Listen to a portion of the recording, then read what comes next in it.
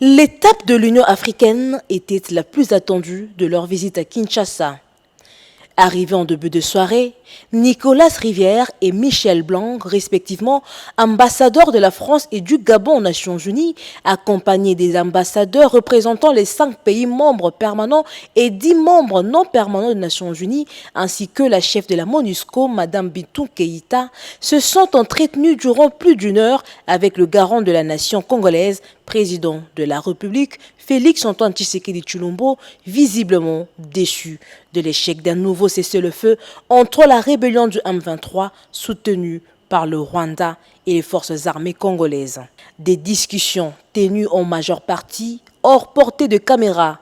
À en croire les chefs de la délégation qui ont fait la restitution à la presse, les discussions ont tourné autour de l'épineuse question de la situation sécuritaire et humanitaire dans l'est du pays et des questions relatives à la préparation du processus électoral en République démocratique du Congo. Nous venons de clôturer la première étape de notre séjour en RDC, notamment celle ici à Kinshasa, par le privilège de rencontrer le chef de l'État est entouré de membres du gouvernement et des membres de son cabinet.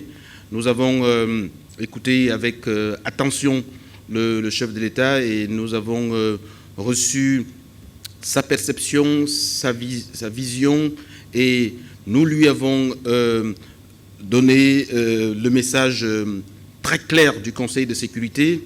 Le Conseil de sécurité est aux côtés de la RDC dans la situation actuelle que la RDC vit sur le plan humanitaire et sur le plan sécuritaire. Nous sommes là pour apporter, d'ailleurs d'abord nous enquérir de la situation. Écouter à New York, parler à New York est une chose, toucher du doigt et nous enquérir de la situation sur le terrain est une autre chose. Nous sommes venus pour toucher du doigt la réalité politique, voir les enjeux, nous approprier des enjeux et surtout voir l'ampleur de la situation humanitaire. Interrogés sur l'éventualité des sanctions contre le M23 et le Rwanda, les deux diplomates ont affirmé que toutes les options étaient envisageables. Les sanctions ont un processus. Je suis personnellement chargé du comité de sanctions du Conseil de sécurité en ce qui concerne la RDC. J'étais ici au mois de novembre avec une délégation entière du Conseil du comité de sanctions, avec un questionnaire qui avait deux principales questions. Première question, est-ce que les sanctions sont utiles? Deuxième question, quels individus et quelles entités doivent-on sanctionner? Je voudrais peut-être rappeler comment est-ce que le comité de sanctions est saisi par rapport aux sanctions. Le comité de sanctions est saisi soit par un membre du Conseil de sécurité, soit par un non-membre du Conseil de sécurité. Voilà en ce qui concerne le processus. Donc nous allons travailler par rapport à ce processus sur toutes les questions évoquées. Mais je voudrais vous dire et redire que les sanctions sont un levier, mais le Conseil de sécurité a tout un éventail d'actions qui sont énumérées aussi bien par les chapitres 8 et le chapitre 7 de la Charte des Nations Unies. On a une panoplie d'outils pour essayer de régler les crises. Les sanctions sont un des outils à notre disposition.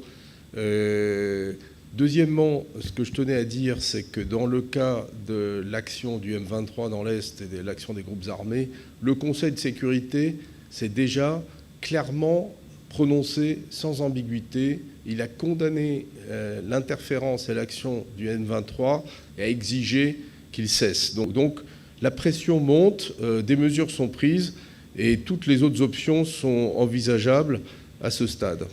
Après Kinshasa, la délégation onusienne est attendue à Goma. Une série de rencontres est prévue avec les autorités provinciales, des représentants de groupes de femmes et de la société civile du Nord Kivu, des déplacés internes ainsi que des acteurs régionaux en République démocratique du Congo.